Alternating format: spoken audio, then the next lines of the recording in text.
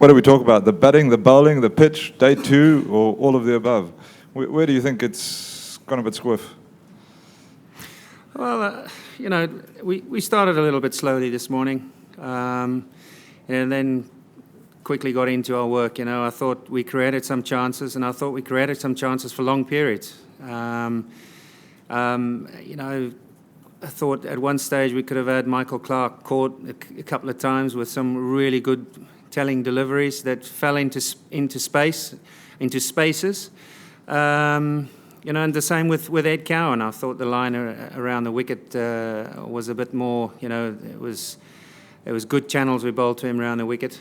But you go through those periods as batsmen. You ride that pressure, and I thought that Australia, to be honest with you, I thought they rode that pressure really well, and got through those stages. So, but again, it's you see Michael Clarke walking down the stairs last night at 40 for 3, and you think, well, you started thinking about sort of being a little bit greedy mentally, and you think, well, it could be 80 for 5 or 90 for 5 overnight, and to be fair, they played well. I thought the no-ball wicket last night was a little bit of a big setback for us. But taking nothing away from Australia, they played very, very well. Those no-balls are looking a bit scary on the scorecard. Yeah, it's there's no excuses for that. We policed that very hard at training. It's not that we have to tell these guys who are professional cricketers and playing at the highest level that they need to get their feet behind the line.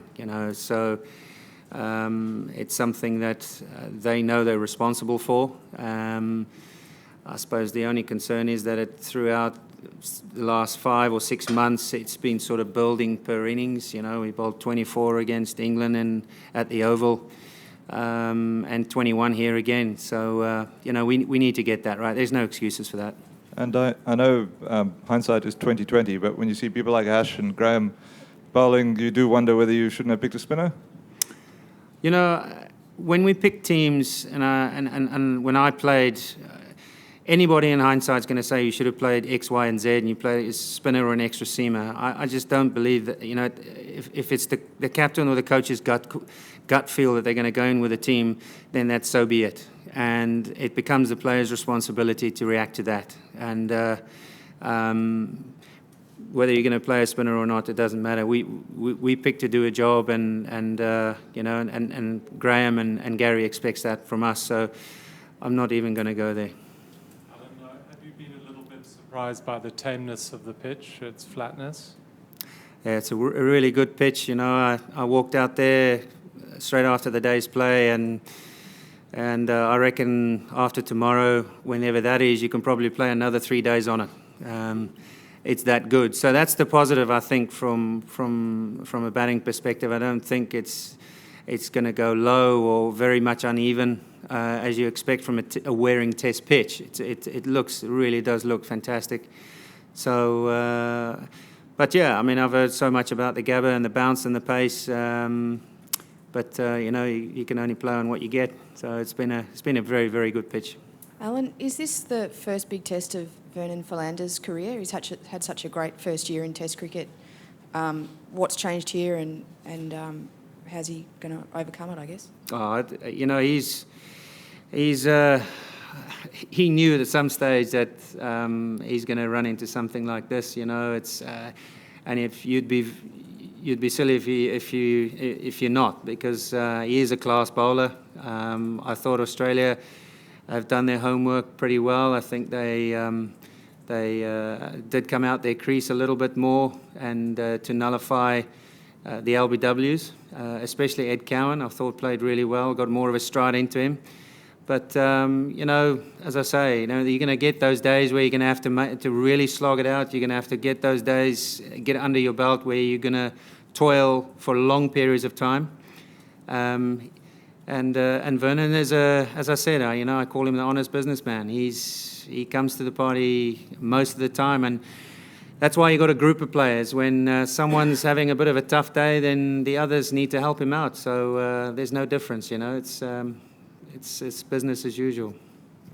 Alan, as you just mentioned, the test looks like it could be could go for about 10 or 15 days on that wicket. Are you a little bit disappointed with the wicket, given the reputation of the Gabba as a real, a good place for fast bowlers? I suppose it's pretty flat old track, isn't it? Is it good for Test cricket, do you think? Or? Yeah, as I say, I don't know what the wicket's like here normally, to be honest. I've watched the New Zealand game on TV here, and there seemed to be a bit more nip and carry, good bounce and carry and pace.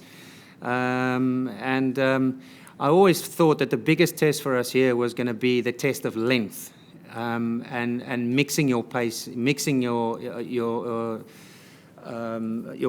pace very well. So bowling a good short ball. I've spoken to Glenn McGrath and Andy Bickle, and who bowled on these pitches before, So, I mean, this pitch really hasn't really done anything off the seam a great deal. Not that you expect it from very good Test pitches, but I think that's a little bit. If anything, that was the surprise to me. Alan, when KP scored the 100 at Leeds, one of the conversations was about how his aggression caused the bowlers' plans to maybe go a little bit skew. Today, Michael Clarke and Ed Cowan did a similar thing, but did you think it was a case of their aggression causing the bowlers' plans to maybe get disrupted, or was it more just a slow wearing down? I just felt that we slowly crept into their channels again. We often talk about building that pressure by locking it down from both ends and really getting away from the strength areas. And I think last night was a good example too, when they were 40 for 3. There was that last hour when we just got too tight into their legs and got a bit too straight and opened up both sides of the wicket, especially the leg side. So, but from my experience as a bowler, sometimes you do. When you create a period of pressure, you tend to look for things a little bit, and then the runs start to come. So, but that's the cat and mouse game of Test cricket. That's what makes it so interesting. The other thing is, I think we could have got a little bit more creative in the sense of aggression, in maybe using our bouncer or both sides of the wicket a little bit better. But when you're out there and you're sitting on the sidelines, the players make their own calls and go where their gut feels. So. What about Rory? It's been quite a tough day for him. Do you think, how's he going to cope? He'll have a massage tonight. He'll be fine. No, I think he bowled well in patches. No one expects that you're going to have a real nice ride as a debutant in Test cricket. Especially getting on this wicket. So I think the end of the day it took its toll a little bit. So I think everyone's feeling a bit knackered right now. But I thought he did okay. I really do. But in stages. So. But hopefully he'll bounce back tomorrow morning.